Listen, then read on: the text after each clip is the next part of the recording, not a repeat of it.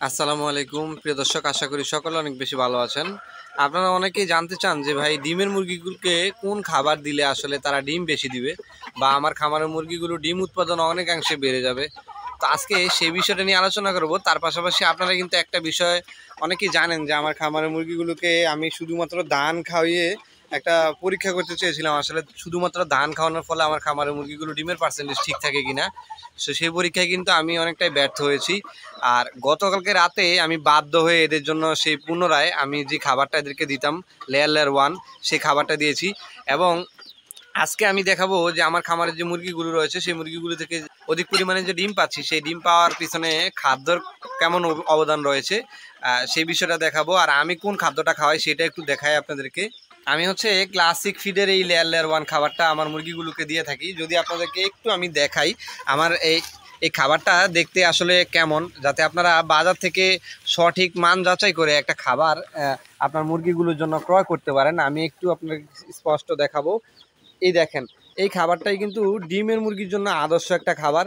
শুধু ফার্মই নয়, দেশি, টাইগার, শৌখিন জাতের যে সকল মুরগি রয়েছে সকল ডিমের মুরগিগুলো কিন্তু লেয়ার লেয়ার ওয়ান খাবারটা দেওয়া উচিত আমি মনে করি। এতে করে আপনার খামারে ডিম উৎপাদন অনেক অংশে বেড়ে যাবে। শুধুমাত্র ধান খাওয়ানোর ফলে কিন্তু আমার খামারের মুরগিগুলোর ডিমের পার্সেন্টেজ একেবারেই কমে গেছিলো।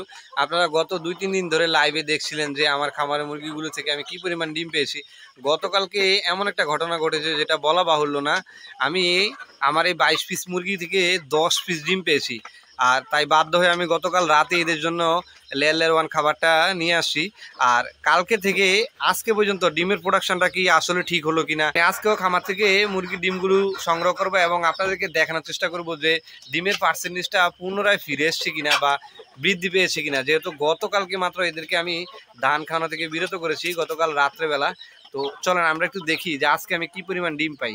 বিসমিল্লাহ রহমানির রহিম। বিসমিল্লাহ করলে একটু দেখতে চাই আসলে আজকেও কি ডিমের পার্সেন্টেজ ঠিক হলো কিনা। আমার মনে হচ্ছে না, কারণ হচ্ছে দেখেন একটা মুরগি কিন্তু ডিমের উপরে বসে আছে।